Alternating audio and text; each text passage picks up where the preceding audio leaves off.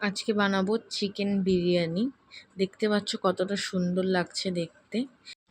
আর রাইসটা দেখো খুব সুন্দর কুক হয়েছে। এখানে আমি বিরিয়ানি রাইস নিয়ে নিয়েছি 500 গ্রাম।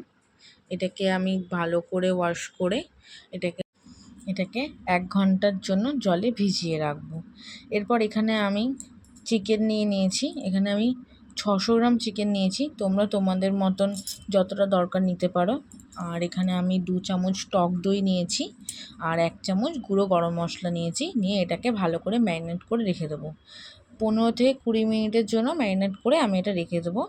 এখানে আমি 4টে বড় পেঁয়াজ নিয়েছি। এটাকে আমি সরু সরু করে কুচি করে নিয়েছি আর সাথে একটা পেঁয়াজ আমি আলাদা করে কুচি করে নিয়েছি। দেখো আলুগুলো নিয়েছি, এখানে আমি ফক দিয়ে আলুগুলোতে ফুটো করে দিয়েছি যাতে এটা ভালো করে সিদ্ধ হয়ে যায়। এবার একটা কড়াইতে আমি তেল দিয়ে দিয়েছি আর সাথে 1 চামচ আমি ঘি দিয়েছি। ঘি দেওয়ার পরে ভালো করে গরম হয়ে যাওয়ার পরে গোটা গরম মশলা দিয়েছি। আমি এখানে আমার কাছে যেটা অ্যাভেলেবেল ছিল সেটা দিয়েই করছি। তোমরা চাইলে বিরিয়ানির যে গোটা গরম মশলা থাকে সেগুলো অ্যাড করতে পারো। দেখো পেঁয়াজটাকে ভালো করে আমি ভেজে নিয়েছি। পেঁয়াজটা এরকম ভালো করে ভাজা হয়ে গেছে। এবার এখানে আমি 1 কাপ জল দিয়ে দেবো। 1 কাপ জল দেওয়ার পরে ভালো করে মিশিয়ে নিয়ে এখানে আমি আদা রসুনের বাটা দিয়ে দেবো 2 চামচ।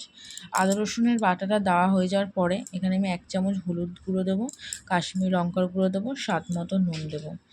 দিয়ে ভালো করে মিক্স করে নিয়ে যে আলুগুলো আমরা রেখেছিলাম সেই আলুগুলো দিয়ে দেবো। এই আলুগুলো এতে দিয়ে ভালো করে স্টিম করে নেবো। 20 মিনিটের জন্য ঢেকে দেবো। 20 মিনিট পরে দেখবে এটা ভালো করে স্টিম হয়ে গেছে।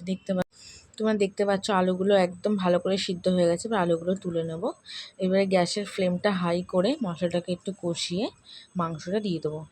মাংসটা দিয়ে দেওয়ার পরে 1 থেকে 2 মিনিট ভালো করে কষিয়ে নেব। যখনই দেখবো যে তেলটা ছেড়ে এসছে, এরকম দেখো তেল ছেড়ে এসছে, এরপরে এটাকে 5 থেকে 6 মিনিটের জন্য ঢেকে দেবো। এবার দেখো চালটা ভিজিয়ে রেখেছিলাম, চালটা আমি জল ঝরিয়ে নিয়ে এখানে আমি একটা ডেচকি নিয়ে নিয়েছি। ডেচকিতে আমি চিকেনটা ট্রান্সফার করে দিয়েছি। এবারে আমি এর মধ্যে চালটা দিয়ে দিচ্ছি। এখানে আমি 100 ml দুধ দেব। আর এখানে যতটা চাল ব্যবহার করব ততটাই আমি এখানে জল দিয়ে দেবো। ততটা আমি এখানে জল অ্যাড করে দিয়েছি। এবারে দেখো সাইডে আমি একটা তাওয়া বসিয়ে দিয়েছি হিট করার জন্য। গ্যাসের ফ্লেমটা হাই রেখেই কুক করব। দেখো চালটা কতটা স্টিম হয়ে গেছে, প্রায় 70% মতন স্টিম হয়ে গেছে। তারপরে আমরা এখানে আলুটা অ্যাড করব। 70 থেকে 80% কুক হয়ে গেছে। দেখতে পাচ্ছ জলটা কতটা শুকিয়ে এসছে। এই সময় আমরা আলুগুলো দিয়ে দেবো। দিয়ে এবারে আমরা এর মধ্যে আতর, ঘি, গুঁড়ো গরম মশলা, গোলাপ জল, কেওড়া জল সব দিয়ে দেবো। সব কিছু দিয়ে আমরা ঢেকে দেবো।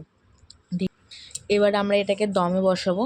দমে বসানোর জন্য 5 মিনিট আমরা প্রথমে হাইতে কুক করব, তারপরে 5 মিনিট আমরা লোতে কুক করব, তারপরে 15 মিনিট এটাকে রেস্টে রাখবো।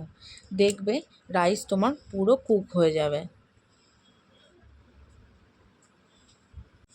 15 মিনিট পর আমি ঢাকনাটা খুলছি। দেখতে পাচ্ছ রাইসটা একদম ভালো করে স্টিম হয়ে গেছে আর কত সুন্দর লাগছে।